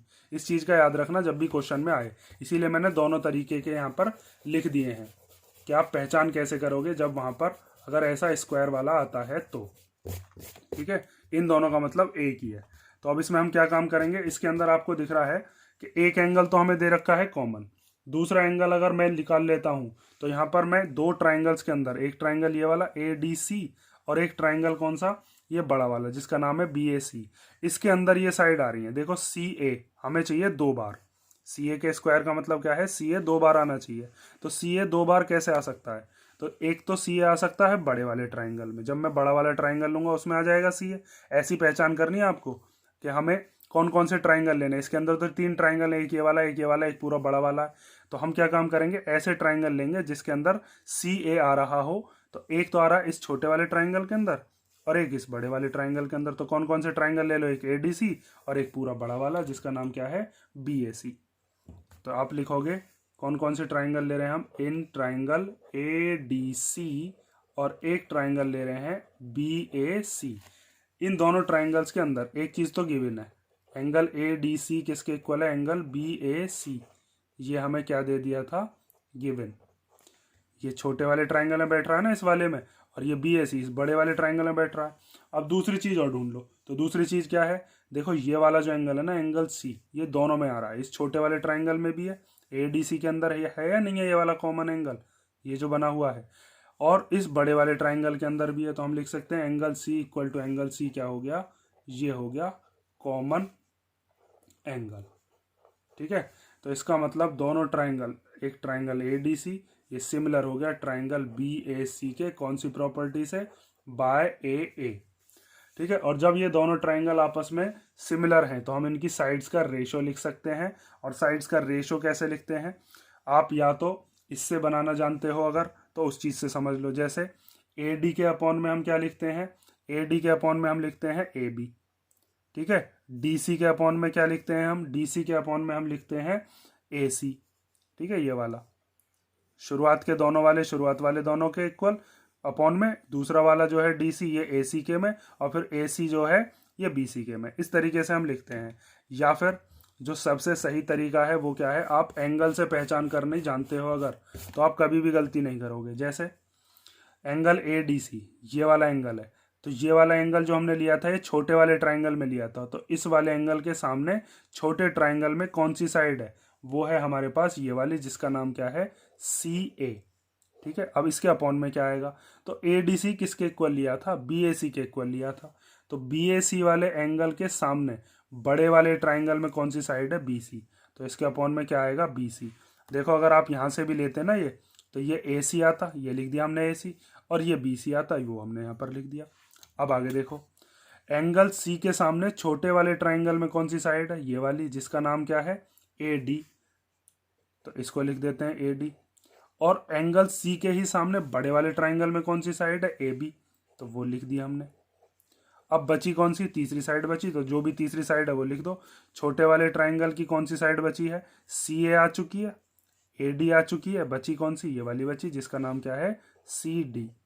अब बड़े वाले ट्राइंगल पे आ जाओ, बड़े वाले ट्राइंगल की बी सी आ चुकी, ए बी आ चुकी, ये बची सी है, तो यहाँ पर लिख दिया सी है। अब ये वाली चीज कहाँ से आई है, ये आई है सी पी एस टी से, corresponding parts of similar triangles. अब ये तीन चीज आ गई हमारे पास, लेकिन हमें तो दो ही चीज चाहिए, तो कौन कौन सी लेंगे अब इसके अंदर हम, ये फर्स्ट वाला और ये लास्ट वाला, क्योंकि तीनों इक्वल में ही है। यहाँ सी ए की सी ए में मल्टीप्लाई हो जाएगी, सी ए स्क्वायर आ जाएगा, बी सी की सी डी में हो जाएगी, जो चीज़ यहाँ पर लिख रही है। तो इसको लिख सकते हो C A upon B C equal to C D upon ये जो है सी ए, ठीक है। अब इसकी मल्टीप्लाई इधर कर दो, इसकी मल्टीप्लाई इधर, तो सी ए की जब सी ए में करेंगे तो ये सी ए स्क्वायर हो जाएगा, और ये सी डी की मल्टीप्लाई किस में कर देंगे, बी सी में, तो सी डी ए की जब सी ए में करी तो सी ए स्क्वायर, और ये हो गया, इस बी सी को सी बी लिख सकते हैं, और सी डी, बी सी और सी बी ए की तो बात है, यही वाली तो साइड बैठेगी। तो यही चीज़ हमें क्या करनी थी, प्रूव करनी थी, ठीक है। ये वाली चीज़ भी आ सकती है, ये भी आ सकती है, और यहाँ पर लास्ट में लिख देंगे हैंस प्रूव्ड, ठीक है। अब नेक्स्ट देखते हैं क्वेश्चन नंबर 9। तो क्वेश्चन नंबर 9 दिया है, the perimeter of two similar triangles are 30 centimetre and 20 centimetre. दो ट्राइंगल हैं जो कि आपस में सिमिलर हैं और उनके पेरीमीटर दे रखे हैं 30 और 20। उसके बाद one side of the first triangle is 12 centimetre. एक ट्राइंगल जो पहला वाला आप मानोगे उसकी एक साइड दे रखी है 12 सेंटीमीटर, तो उसी के कॉरस्पॉन्डिंग साइड जो होगी वो हमें बतानी है दूसरे ट्राइंगल में से। तो इसके अंदर हम क्या काम करने वाले हैं, पहले तो बनाएंगे दो ट्राइंगल। मान लीजिए एक ट्राइंगल है आपका जिसका नाम क्या दे दिया, ए बी सी, और एक दूसरा ट्राइंगल बना लिया जिसका नाम क्या दे दिया, डी ई और एफ। और हमसे क्वेश्चन ने बताया है कि triangle A B C similar है ट्राइंगल डी ई एफ के, और फर्स्ट वाले ट्राइंगल की एक साइड दे रखी है 12। तो मान लो वो कोई सी साइड मान लीजिए, वो मैंने मान ली ए बी, कितने की, 12 सेंटीमीटर की। तो अगर ए बी 12 की है तो इसके कॉरस्पॉन्डिंग कौन सी साइड है, डी ई। ये डी ई कितने की होगी ये हमें बताना है। तो यहाँ पर देखो एक प्रॉपर्टी आपको पता होगी कि अगर दो ट्राइंगल आपस में सिमिलर हैं तो उनकी साइड्स का रेशो भी इक्वल होता है और उनके पेरीमीटर का रेशो भी कैसा होता है, इक्वल। साइड का रेशो भी इक्वल और पेरीमीटर का रेशो भी इक्वल। तो आप यहाँ पर लिखोगे कि जब ये दोनों ट्राइंगल आपस में सिमिलर हैं तो इनकी साइड्स का रेशो ए बी के अपॉन में डी ई, ठीक है। ये वाली दोनों ए बी और ये वाली दोनों डी ई, दोनों पॉइंट को ध्यान से देखते रहना। ऐसे यहाँ पर बी सी के इक्वल में, बी सी के अपॉन में ई एफ, तो B C upon E F, और फिर ये वाला A C D F, A C upon D F, ठीक है। ये चीज़ समझ गए ना। उसके बाद हमने क्या लिया है, ई एफ और बी सी, ये रहे ई एफ और बी सी, और फिर सबसे लास्ट में ए सी और डी एफ। और ये तीनों ही साइड का जो रेशो आएगा वही रेशो क्या होगा, वही पेरीमीटर्स का भी रेशो होगा। मान लीजिए पहले वाले ट्राइंगल का पेरीमीटर मैंने P1 मान लिया, वो कितना है 30 सेंटीमीटर, और दूसरे का मान लिया P2 वो कितना है, वो है 20 सेंटीमीटर। तो इनके रेशो हमेशा कैसे होते हैं, इक्वल होते हैं। जो साइड्स का रेशो आएगा वही पेरीमीटर का भी रेशो आता है। इसके आगे रीजन लिखकर दिखा दोगे कि ratio of corresponding sides of similar triangles is equal to the ratio of their perimeters। ठीक है, इसका मतलब क्या है कि जो कॉरस्पॉन्डिंग साइड्स का रेशो होगा किन्हीं भी दो सिमिलर ट्राइंगल्स में, वही पेरीमीटर का भी रेशो होगा। अब इसके अंदर हमें कौन सी वाली साइड दे रखी है, ए बी, जो हमने मान ली थी। हमें निकालनी क्या है, डी ई, क्योंकि ए बी का कॉरस्पॉन्डिंग डी है, तो हम इसको और इसको साथ में लिख लेंगे, इन बीच वाले की हमको जरूरत ही नहीं है। तो A B upon D E को हमने किसके इक्वल में रख लिया, P1 अपॉन P2। अब इन तीनों की वैल्यू पुट कर लो। ए बी की कितनी है 12, डी को एज इट इज लिख देते हैं, और P1 की वैल्यू कितनी है, P1 है 30 और P2 कितना है 20। 20 इधर चला जाएगा, डी ई इधर, इसके बाद का इधर देख लो, तो ये हो जाएगा 12 multiply 20 equal to 30 multiply D E. 30 को डिवाइड में लिया, 12 into 20 upon 30 equal to D E. 0 से 0 कैंसिल हो गई, 3 के टेबल में आता है 4 बार, तो 4 टू जा कितना हो जाएगा 8 centimetre equal to D E. मतलब जो साइड कॉरस्पॉन्डिंग है कौन सी वाली के, ए बी के, वो कितने की है, वो है 8 सेंटीमीटर की, ये ई है। ठीक है, तो ये हो गया क्वेश्चन नंबर 9। क्वेश्चन नंबर 10 देखते हैं। यहाँ पर लास्ट में लिख देना कि the corresponding side of the second triangle is 8 centimetre. ठीक है, लिख देता हूँ मैं, ये यहाँ पर मैंने लिख दिया, यहाँ पर जो चीज़ पूछी थी। क्वेश्चन नंबर 10 देखते हैं। तो क्वेश्चन नंबर 10 दिया है, in figure O A upon O C equal to O D upon O B. ये हमें फिगर दिखा रखी है जिसके अंदर हमें बताया है कि ओ ए और ओ सी का रेशो इक्वल है ओ डी और ओ बी के रेशो के। उसके बाद प्रूव करना है एंगल ए एंगल सी के इक्वल है, मीन्स ये वाला एंगल इसके इक्वल, और एंगल बी एंगल डी के इक्वल है। ठीक है, तो बहुत सिंपल सा क्वेश्चन है। इसके अंदर हमें साइड्स का रेशो तो दे ही रखा है। हम इसके अंदर क्या करेंगे, ये वाला एंगल इस वाले एंगल के वर्टिकली अपोजिट कर देंगे। जब ये दोनों ट्राइंगल आपस में सिमिलर हो जाएंगे तो सिमिलर ट्राइंगल्स के सारे एंगल्स आपस में कॉरस्पॉन्डिंग एंगल्स इक्वल होते हैं। तो एंगल ए एंगल सी के इक्वल लिख देंगे, और ये वाला जो एंगल है एंगल डी, वो एंगल बी के इक्वल हो जाएगा। ठीक है, और इम्पोर्टेंट क्वेश्चन का मतलब ये नहीं है कि हार्ड क्वेश्चन ही करोगे, उसमें सिंपल क्वेश्चंस भी आएंगे, इसीलिए इसमें मैंने सिंपल क्वेश्चंस भी करा दिए कई सारे। जो आपको सिंपल लग रहे हैं ये जरूरी नहीं है हर बच्चे को ही सिंपल लग रहे हों, तो ऐसे क्वेश्चंस पर भी ध्यान दे लेना जो कि सिंपल हों। देखो, सबसे पहले इसके अंदर क्या करना है, हमें जो जो गिवन है वो लिख लो। गिवन क्या है, हमें गिवन दे रखा है कि O A upon O C equal to है O D upon O B, और हमें प्रूव क्या करना है, प्रूव करना है एंगल ए एंगल सी के इक्वल और एंगल बी एंगल डी के इक्वल। ठीक है, इस तरीके से आप आंसर में लिख के आओगे, पहले गिवन फिर टू प्रूव, और उसके बाद करेंगे उसका प्रूफ। तो प्रूफ के लिए हमें दो ट्राइंगल लेने हैं। एक ट्राइंगल लेना है ए ओ डी ये वाला, और एक दूसरा ट्राइंगल लेना है ये वाला जिसका नाम क्या है सी ओ बी। तो सबसे पहली चीज तो हमें ये दे रखी है कि दोनों की साइड्स का रेशो क्वेश्चन में ही गिवन है, O A upon O C equal to O D upon O B. उसके बाद ये वाले दोनों एंगल्स को आपस में कैसे लिख दोगे आप, कॉरस्पॉन्डिंग एंगल्स हैं तो यहाँ सॉरी वर्टिकली अपोजिट, तो हम लिख देते हैं angle A O D equal to हो जाएगा angle C O B. A O D ये वाला एंगल हो गया और सी ओ बी ये वाला हो गया। ठीक है, ये चीज कहाँ से आ गई, ये आ गई गिवन से, और ये दोनों हो गए वर्टिकली अपोजिट एंगल। ठीक है, अब दो साइड्स का रेशो और एक एंगल जब अगर आ जाते हैं तो यहाँ पर कौन सी सिमिलैरिटी लगती है, साइड एंगल साइड। ठीक है, ये साइड फिर एंगल फिर ये साइड, और इधर से भी ये वाली साइड है और ये वाली साइड है और बीच का एंगल है। तो हम लिख सकते हैं by using side angle side similarity हमारे पास triangle A O D similar हो गया ट्राइंगल सी ओ बी के। ठीक है, और जब ये दोनों ट्राइंगल आपस में सिमिलर हो जाएंगे तो हम ये चीज कह सकते हैं कि दोनों ट्राइंगल्स के सारे एंगल आपस में कैसे होंगे, इक्वल होंगे। तो आप लिख दोगे so angle A equal to हो जाएगा एंगल सी और एंगल बी हो जाएगा इक्वल टू एंगल डी। और इसके आगे रीजन क्या लिखेंगे, by C P S T. मतलब दो ट्राइंगल अगर आपस में सिमिलर हैं तो उसके कॉरस्पॉन्डिंग पार्ट्स भी क्या होंगे, सिमिलर ही होंगे। Corresponding parts of similar triangles. Question number 11 देखते हैं। तो क्वेश्चन नंबर 11 दिया है, in the given figure if A B C D is a trapezium in which A B C D and E F तीनों की तीनों आपस में पैरेलल है, then prove that A E upon E D, A E के upon में E D लेना है, और बी एफ अपॉन एफ सी, इन दोनों का रेशो आपस में कैसा आएगा, इक्वल। ये चीज़ प्रूव करनी है। तो इसके अंदर आपको क्या करना पड़ेगा, कंस्ट्रक्शन करनी है सबसे पहले तो, और कंस्ट्रक्शन करके यहाँ पर एक बीच में पॉइंट आएगा, उस पॉइंट का नाम दे देना। मान लीजिए जैसे इस पॉइंट का नाम क्या दे दिया मैंने, जी। अब हम क्या काम करेंगे, हमें ये चीज़ पता है कि ई एफ पैरेलल है सी डी के, तो जब ई एफ पैरेलल है तो ई जी भी पैरेलल होगी, क्योंकि ई एफ का ही तो पार्ट है ई जी। तो जब ये लाइन इसके पैरेलल है तो ई जी पैरेलल हो जाएगी डी सी के, और जब दो साइड आपस में पैरेलल होती हैं तो वहाँ पर हम बी पी टी थ्योरम लगा सकते हैं। तो वहाँ से आप लिखोगे A E upon E D equal to A G upon G सी।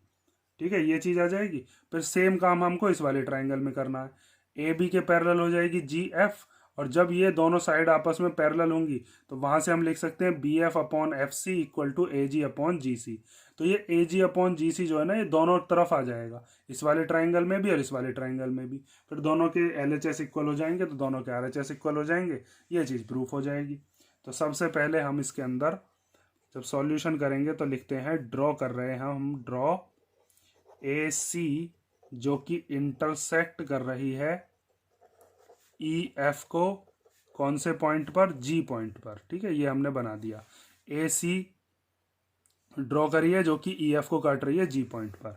अब हम लेते हैं इसके अंदर दो अलग अलग ट्राइंगल, एक ट्राइंगल लेते हैं जिसका नाम है सी ए बी। ठीक है, सी ए बी कौन सा ट्राइंगल है, सी ए बी ट्राइंगल है ये वाला। ठीक है, ये वाला ट्राइंगल ले लिया। चलो पहले ये ट्राइंगल ले लिया।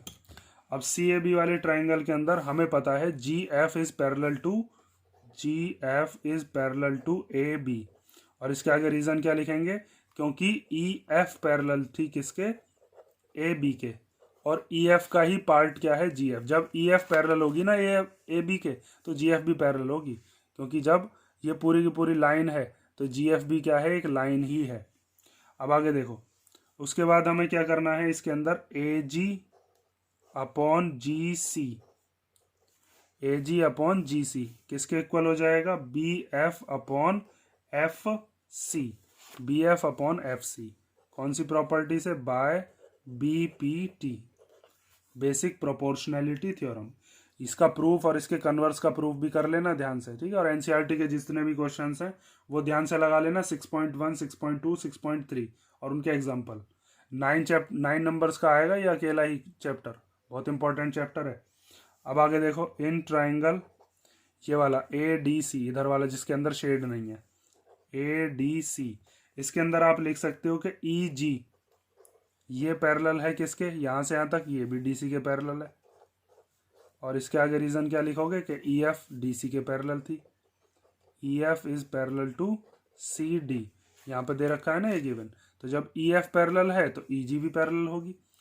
तो जब ये पैरेलल है तो हम लिख सकते हैं A G upon G C, A G upon G C equal to क्या होगा, A E upon E D, A E upon E D.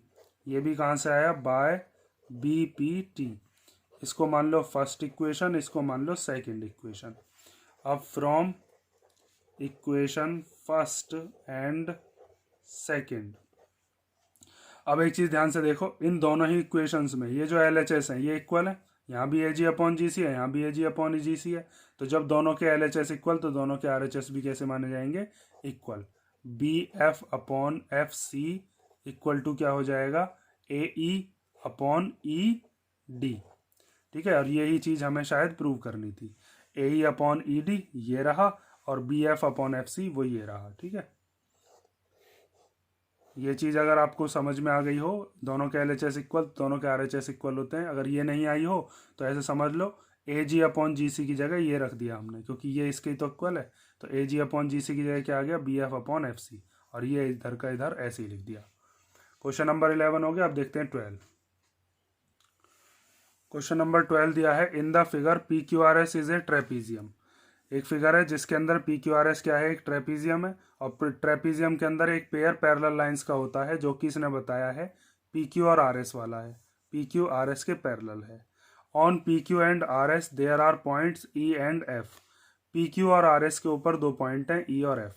तो यहाँ पर पी क्यू के ऊपर पॉइंट कौन सा है, ई, और इस वाले पर आर एस पर कौन सा पॉइंट है, एफ। उसके बाद E F intersect S Q at G. तो ये ई एफ वाली लाइन को मिला दिया और एस क्यू वाली लाइन को मिला दिया, और जहां पर ये कट कर रही है उस पॉइंट का नाम क्या दे दिया, उस पॉइंट का नाम है जी। उसके बाद प्रूव करना है कि E Q into G S equal to G Q into F S. तो आपको जो चीज़ प्रूव करनी है, इसी से पहचान करना है कि आपको करना क्या है। इसके अंदर हमें ये चीज़ दे रखी है ई क्यू। तो देखो ई क्यू कौन सी लाइन है, ई क्यू है ये वाली, और इनटू में आना चाहिए जी एस, तो जी एस है ये वाली लाइन। उसके बाद है जी क्यू, तो जी क्यू है ये वाली लाइन, और एफ एस है ये वाली लाइन। तो आपको क्या करना है, एक तो देखो ये वाला ट्राइंगल लेना है, क्योंकि इस वाले ट्राइंगल के अंदर दो साइड आ जाएंगी, ठीक है। और एक ट्राइंगल लेना है आपको ऊपर वाला ये। अगर आप इन दोनों ट्राइंगल्स को आपस में कर देते हो सिमिलर, और उन दोनों ट्राइंगल्स को सिमिलर करने के बाद वहां से हम रिलेशन निकालेंगे साइड्स का रेशो, और साइड्स के रेशो में क्रॉस मल्टीप्लाई करके हमको ऐसी चीज आ जाती है, ऐसा आ जाए या स्क्वायर वाला आ जाता है, वहां पर आपको क्रॉस मल्टीप्लाई कर देनी होती है, सीधा सिंपल। तो आपको क्या करना है, इन दोनों ट्राइंगल्स को सिमिलर करना है। सिमिलर करने के लिए एक प्रॉपर्टी होती है ए। तो उसके लिए आपको एक तो ये वाला एंगल इस वाले एंगल के क्या कर देंगे हम, वर्टिकली अपोजिट, ठीक है। और एक ये वाला जो एंगल है जिसका नाम क्या है, जिसका नाम है ई क्यू जी, ठीक है। ये वाला जो एंगल है, ये वाला एंगल इस वाले एंगल के क्या बैठेगा, ऑल्टरनेट बैठेगा। और ऑल्टरनेट किन के बीच में होते हैं, पैरेलल लाइंस के बीच में। ये दो पैरेलल लाइंस हैं, ये इनको काटती हुई ट्रांसवर्सल हो गई, ठीक है। ये दो हो गई क्या, पैरेलल लाइंस, और ये क्या हो गई, इनको काटती हुई ट्रांसवर्सल। तो ट्रांसवर्सल के एक नीचे आता है एक ऊपर आता है, ऐसी एंगल्स को ऑल्टरनेट कहते हैं। फिर वहां से हम साइड्स का रेशो बना देंगे। तो कौन कौन से दो ट्राइंगल लेने हैं, समझ गए ना। एक तो हम ले रहे हैं, एक ट्राइंगल है जी ई क्यू, और दूसरा ट्राइंगल कौन सा है हमारे पास, जी एफ एस, जी एफ एस ये वाला। तो सबसे पहले हम लिखते हैं एंगल ई जी क्यू इक्वल हो गया एंगल एफ जी एस के। तो ई जी क्यू ये वाला एंगल देखो ये वाला, और एंगल एफ जी एस ये वाला एंगल, दोनों आपस में कैसे होंगे, वर्टिकली अपोजिट। जो भी सीजर टाइप में बन रहे होते हैं उन्हें वर्टिकली अपोजिट एंगल कहते हैं। इसके आगे इसका रीजन लिख दो, वर्टिकली अपोजिट एंगल्स।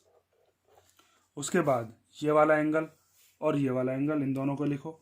तो एंगल ई क्यू जी इक्वल होगा एंगल, इस वाले का नाम क्या है, F S G, angle F S G.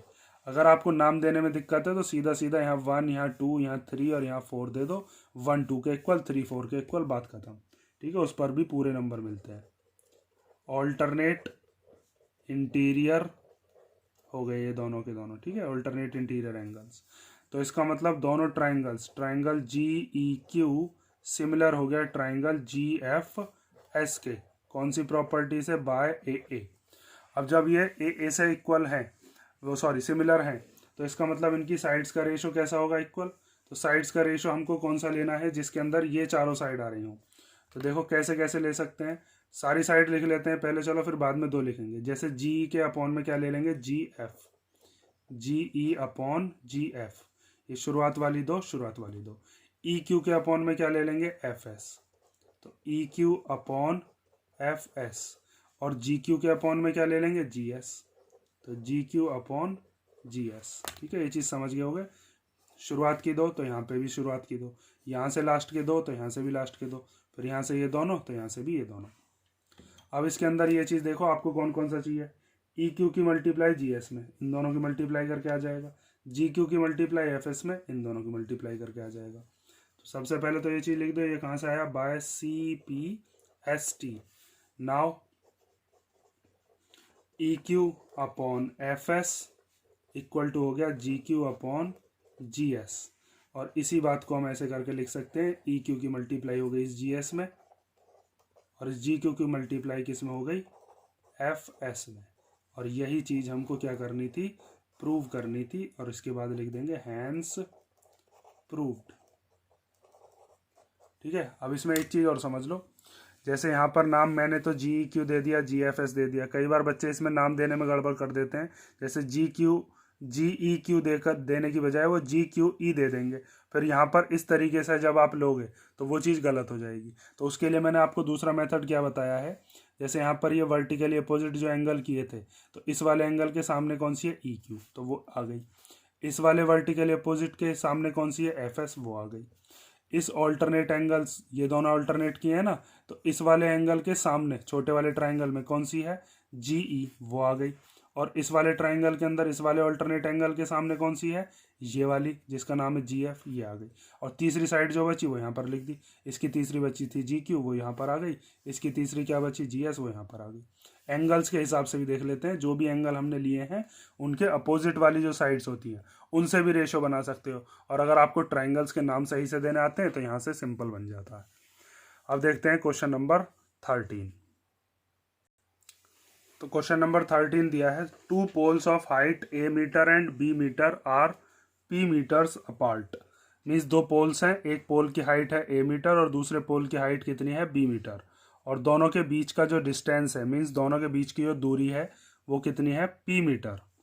Prove that the height of the point of intersection of the lines joining the top of each pole to the foot of the opposite pole is given by this. तो देखो पहले इसकी figure complete कर लेते हैं। मान लीजिए एक पोल है मेरे पास, इधर की तरफ बना दिया एक पोल, और एक पोल इधर ले लिया, वो थोड़ा छोटा मान लिया। ठीक है, इस पोल का नाम क्या दे दिया, मान लीजिए ये दे दिया इधर ए, इधर क्या नाम दे दिया, बी, ए बी। और एक पोल इधर मान लिया था, इसका नाम क्या दे दिया, इसका नाम दे दिया सी और डी। ठीक है, ये दोनों पोल्स हैं, और इन दोनों पोल्स के बीच की जो दूरी है वो कितनी बताई है, वो है पी मीटर। इन दोनों के बीच की दूरी है पी, यहाँ से लेकर और यहाँ तक। और एक पोल जो है उसकी हाइट कितनी है, बी, और एक की हाइट कितनी है, ए। इस वाले की हाइट यहाँ से यहाँ तक कितनी है, ए, और इस वाले की कितनी है, बी। उसके बाद इसने क्वेश्चन में ये बताया है कि prove that the height of the point of intersection of the line joining the top of each pole. मतलब हर एक पोल की जो टॉप है उसको दूसरे वाले पोल के बॉटम के साथ अगर हम मिलाते हैं, फुट के साथ हम मिलाते हैं, जैसे यहाँ पर इस वाले टावर की टॉप को इस वाले टावर के फुट से हमने मिला दिया, और ऐसे ही इधर इस वाले टावर के टॉप को इधर वाले टावर के ए बी वाले टावर के फुट से हमने मिला दिया। तो इन दोनों के जो पॉइंट है इंटरसेक्शन, ये ग्राउंड से कितना ऊपर होगा वो हमें प्रूव करके लाना है। कितना आना चाहिए, A B upon A plus B. मतलब ये यहाँ से लेकर यहाँ तक की जो हाइट है ना, ये कितनी लेकर आनी है हमको, A B upon A plus B. तो यहाँ से यहाँ तक की इस हाइट को कुछ मान लेते हैं, जैसे मान ली मैंने कितनी, एच, और इस पॉइंट को इंटरसेक्शन वाले पॉइंट को मान लेते हैं ओ, और यहाँ पर क्या नाम दे दिया, एल दे दिया। ठीक है, अब इस चीज़ को प्रूव कैसे करेंगे, इस चीज़ को ध्यान से समझो। यहाँ से यहाँ तक ये पूरी की पूरी कितनी है, ये है पी, तो इसमें अलग अलग मान लेते हैं। जैसे ये यहाँ से यहाँ तक सी एल कितनी हो गई, ये मान ली एक्स, और ये वाली कितनी मान ली, ये हो गई इसकी वाई। तो सबसे पहले तो यही चीज़ जो हमने मानी है इसको ही लिखते हैं कि हमने इसके अंदर लेट कर लिया है कि सी एल कितना है, एक्स, और एल ए कितना है, ये है वाई। उसके बाद आपको इसमें मैं शेड करके बताता हूँ, दो ट्राइंगल्स ले लेकर आपको सिमिलर करने हैं।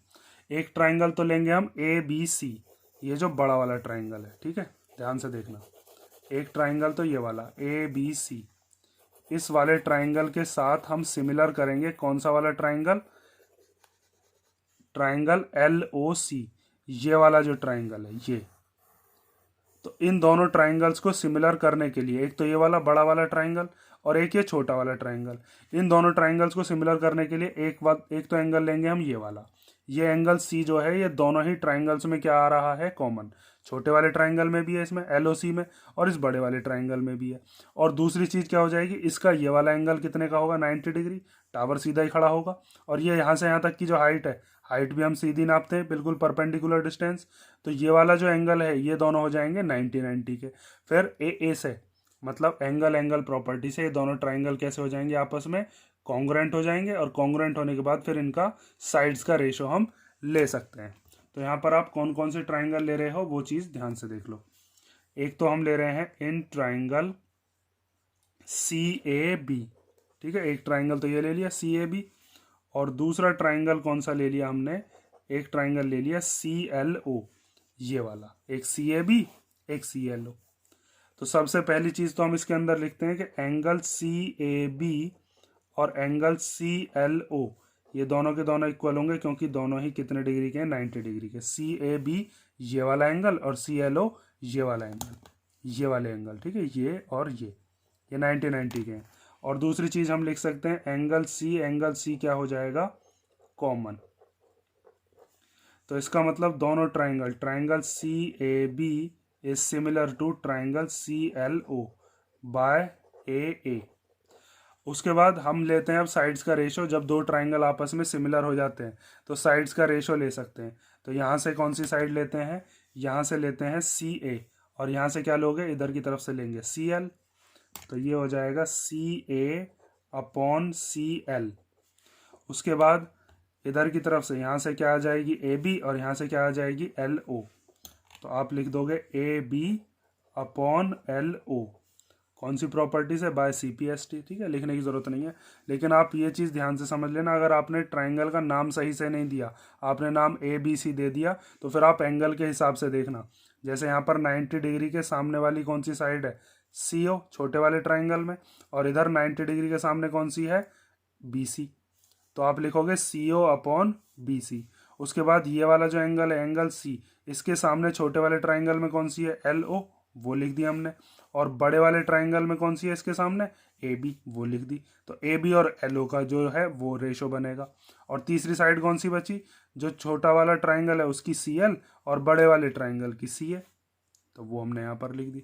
ठीक है, अब इसमें से जिस जिसकी वैल्यू पता है उसकी वैल्यू रख देते हैं। CA देखो यहाँ से लेकर और यहाँ तक ये जो CA है ये तो पता है हमें, यहाँ से यहाँ तक कितना डिस्टेंस है, ये है हमारे पास P अपॉन।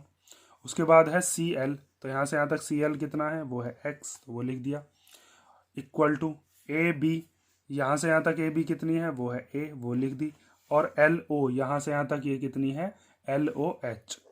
अब यहाँ से हम क्या काम करते हैं, हमें तो H की वैल्यू निकालनी है। तो सबसे पहले हम क्या काम करते हैं, यहाँ से इस इक्वेशन से या तो x की वैल्यू निकाल लो या h की, चलो x की निकाल लेते हैं। फिर हम x और y को क्या कर देंगे, प्लस, और वहाँ से हम उसको सॉल्व करके h की फॉर्म में लेकर आएंगे। इस x की इधर मल्टीप्लाई कर दो, इसकी इधर मल्टीप्लाई कर दो, तो ये कितना हो जाएगा, इधर कर देता हूँ चलो, P into H equal to A into X. P H equal to आ गया AX, x को इधर ही छोड़ दो, PH के अपॉन में क्या आ जाएगा, PH के अपॉन में आ जाएगा A और इक्वल टू में x। ये बन गई इक्वेशन नंबर फर्स्ट। ठीक है, अब आपको दूसरा सेम काम कौन कौन से ट्राइंगल में करना है, इस वाले ट्राइंगल में जिसका नाम है ALO, और एक ये वाला ट्राइंगल जिसका नाम क्या है, ACD। तो यहाँ पर हम लिखते हैं, इस बार हम कौन कौन से ट्राइंगल ले रहे हैं, एक ट्राइंगल ले रहे हैं ALO और एक ट्राइंगल ले रहे हैं ACD। ठीक है, उसमें शेड कर देता हूँ। तो ALO वाला ट्राइंगल कौन सा है, ALO ट्राइंगल है ये वाला, ठीक। और ACD कौन सा है, ACD है ये वाला, बड़ा वाला। ठीक है, ये चीज़ आप समझ गए होगे। दोनों ही ट्राइंगल्स के अंदर ये वाला जो एंगल है, एंगल A, ये तो कॉमन आ जाएगा, इसका ये वाला एंगल 90 डिग्री का, इसका ये वाला एंगल 90 डिग्री। तो अब आप इस चीज़ को लिख दो कि एंगल ALO इक्वल टू हो जाएगा एंगल ACD के। ALO ये वाला और ACD ये वाला, और ये क्यों इक्वल हैं, क्योंकि दोनों ही 90 डिग्री के हैं। उसके बाद आप लिख सकते हो angle A equal to angle A, ये दोनों में आ रहा है कॉमन, तो यहाँ से हमने लिख दिया कॉमन। उसके बाद जब दो चीज़ हमने प्रूव कर दी, तो इसका मतलब triangle ALO is similar to triangle ACD। D, कौन सी प्रॉपर्टी से, बाय ए। और अब इनकी साइड्स का रेशो बना लो, तो ए एल के अपॉन में क्या आ जाएगा, ए सी, तो हम लिख सकते हैं ए एल अपॉन ए सी। उसके बाद यहाँ से ओ एल के अपॉन में क्या आ जाएगा, डी सी या सी डी, तो यहाँ पर हम लिख लेते हैं L O upon C D. ठीक है, अब आगे देखो, अब इन चारों में से हमारे पास जिस जिसकी वैल्यू है उसकी वैल्यू रख देते हैं। तो ए एल पता है, ए एल है यहाँ से यहाँ तक कितना, वाई। उसके बाद ए सी पता है पूरा का पूरा कितना है, तो उसकी वैल्यू रख दो, वो कितना है, P, equal to L O, वो है यहाँ से यहाँ तक कितना, एच। और उसके बाद सी डी, तो सी डी कितना है, वो है बी। यहाँ से y की वैल्यू निकाल लेते हैं, तो इस p को इधर भेज दो, तो p को इधर भेजेंगे तो y इक्वल टू कितना हो जाएगा, y इक्वल टू हो जाएगा पी एच अपॉन बी। ठीक है, इतनी चीज़ समझ में आ गई होगी आपके। अब ये वाली इक्वेशन को मान लेते हैं हम इक्वेशन नंबर सेकंड। अब आपको क्या करना है, दोनों ही इक्वेशंस को कर देना है प्लस, और प्लस करने के बाद वहाँ से h की वैल्यू फाइंड आउट करने की कोशिश करनी है, क्योंकि हमें एट लास्ट प्रूव करना है कि हाइट कितनी आनी चाहिए, A B upon A plus B. तो अब देखो इधर की तरफ सॉल्व कर देते हैं। तो हम यहाँ पर ऐड कर रहे हैं, एडिंग फर्स्ट एंड सेकेंड।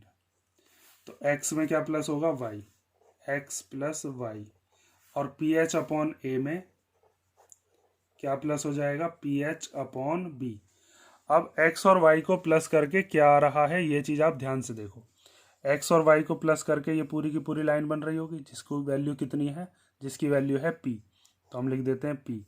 इन दोनों में से पी एच आ रहा है कॉमन, तो यहाँ पर क्या बचा, ऊपर 1, इसके नीचे क्या बचा, a, यहाँ पर क्या बचा 1, और यहाँ पर क्या बचा b।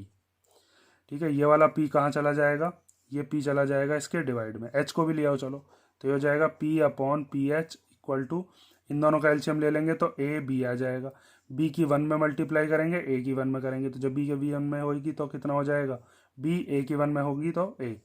इस p से ये p कट गया, यहाँ पर आ गया 1, तो 1 upon H equal to b plus A को a प्लस बी भी लिख सकते हैं, जैसे 2 प्लस 3 या 3 प्लस 2 करें, बात तो एक ही है। और अपॉन में क्या है, ए बी, हमें जो लाना है ए बी ऊपर होना चाहिए, ए प्लस बी नीचे होना चाहिए, हाइट की वैल्यू। तो इसको भी रेसिप्रोकल कर दो, इसको भी रेसिप्रोकल कर दो, तो h की वैल्यू कितनी आ जाएगी, A B upon A plus B. और यही चीज़ हमें प्रूव करनी थी कि यहाँ से यहाँ तक की ये जो हाइट है, जहाँ पर ये दोनों की दोनों लाइन आपस में इंटरसेक्ट कर रही हैं, वो कितनी आनी चाहिए थी, A B upon A plus B. एक टावर के टॉप से दूसरे टावर का फुट मिलाया था, दूसरे टावर के टॉप से इस वाले टावर का फुट मिलाया था, और जहाँ पर ये काट रही थी वो ग्राउंड से कितना ऊपर है, वो है A B upon A plus B. ठीक है, ये क्वेश्चन नंबर 13 हो गया। अब हम देखते हैं क्वेश्चन नंबर 14। तो क्वेश्चन नंबर 14 दिया है, a girl of height 90 centimetre is walking away from the base of a lamp post at a speed of 1.2 metre per second. Means एक लैम्प पोस्ट है, तो एक लैम्प पोस्ट बना लेते हैं, मान लीजिए लैम्प पोस्ट हो गया, और इसकी हाइट कितनी दे रखी है हमें, 3.6 मीटर। नाम दे देते हैं इसका, मान लीजिए नाम हो गया ए बी। लैम्प पोस्ट है 3.6 मीटर का, ठीक है। और उसके बाद यहाँ इस पॉइंट से होती हुई एक लड़की इससे दूर जा रही है कहीं पर, ठीक है। मान लीजिए वो लड़की आकर यहाँ पर आ गई, ठीक है, और उस लड़की की हमें शेडो बतानी है 4 सेकंड के बाद। तो लड़की ये मान ली हमने, मान लीजिए इस लड़की का नाम, इसकी जो हाइट है वो हमने कितनी मान ली, सी डी, और इसकी जो परछाई है वो परछाई 4 सेकंड के बाद इतनी मान ली, ये वाली हो गई इसकी परछाई। यहाँ पर क्या पॉइंट मान लिया, ये मान लिया ई, और इसको क्या कर दिया यहाँ तक, इसको कर देते हैं ज्वाइन, ठीक है।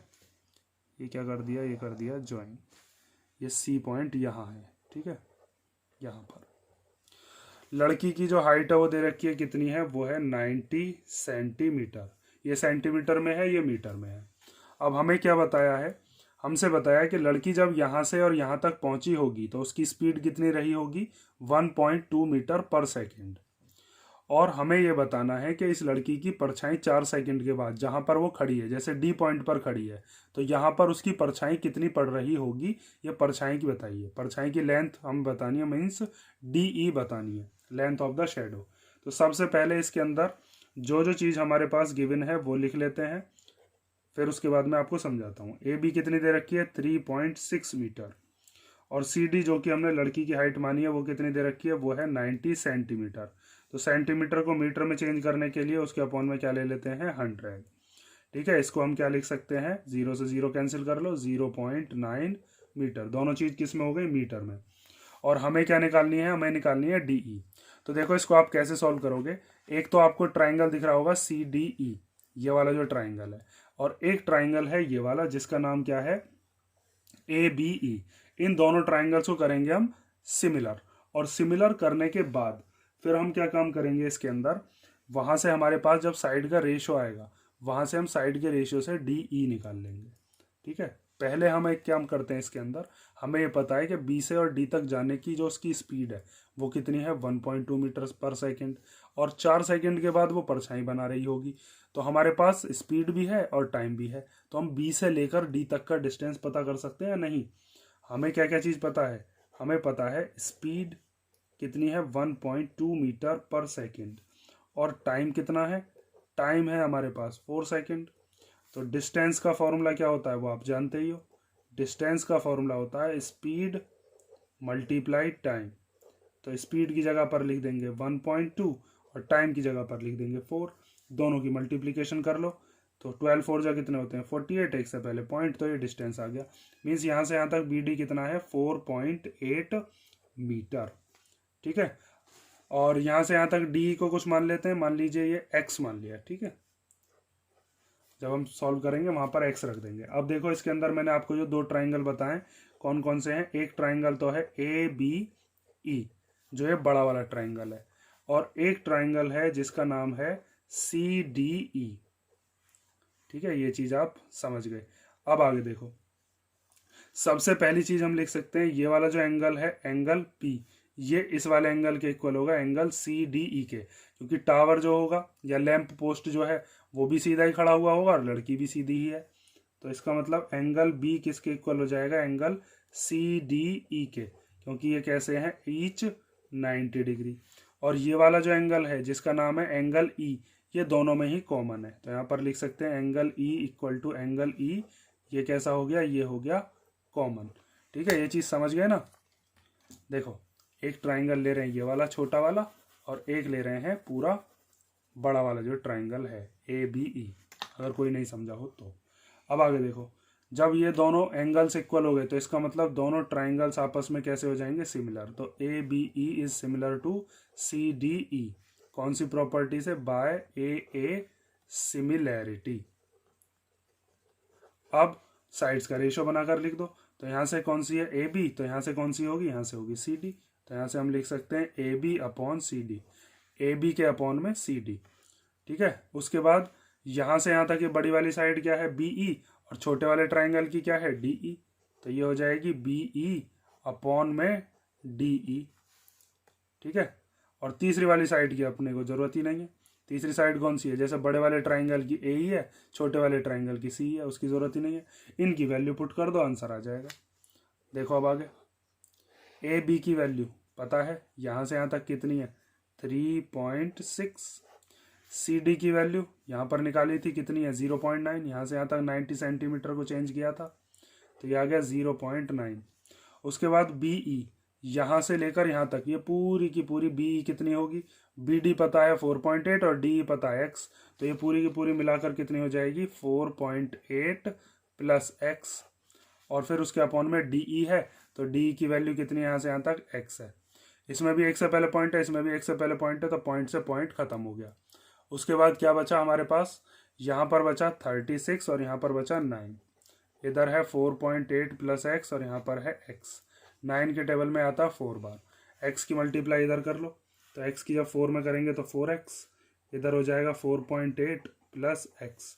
ये एक्स वाला इसकी तरफ लिया और दोनों के दोनों एक्स वाले, तो 4x minus x equal to 4.8। जब 4x में से 1x जाएंगे तो 3x बचेंगे, और इक्वल टू में 4.8। अब ये 3 कहाँ चला जाएगा डिवाइड में, तो x की वैल्यू आ जाएगी 4.8 अपॉन 3। 3 से इसको कैंसिल कर लो, 3 1 जा 3 और 3 6 जा 18। तो x की वैल्यू कितनी आ गई 1.6 मीटर। तो इसका मतलब हम ये लिख सकते हैं लेंथ ऑफ शेडो कितनी हो गई आफ्टर 4 सेकेंड्स, वो हो जाएगी 1.6 मीटर। ठीक है, यहाँ पर स्पेस नहीं है, मैं ऊपर लिखे देता हूँ, आपको इसके बाद ही लिखना। यहाँ पर लिख देंगे हम length of her shadow after 4 seconds is 1.6 metre. ठीक है, ये हो गया हमारा क्वेश्चन नंबर 14। और ट्राइंगल्स के जो जो इम्पोर्टेंट क्वेश्चन थे वो मैंने आपको करा दिए, ये कर लो, एनसीईआरटी के क्वेश्चंस कर लो, एग्जाम्पल कर लो, और जो थ्योरम मैंने बताई हैं वो दोनों थ्योरम्स कर लो। और बाकी के जो अब आपके चैप्टर्स हैं वो मैं नेक्स्ट वीडियो में देखूंगा, कोऑर्डिनेट ज्योमेट्री। अगर इसमें किसी क्वेश्चन में कोई वो आपको दिक्कत लगे तो आप कमेंट कर देना।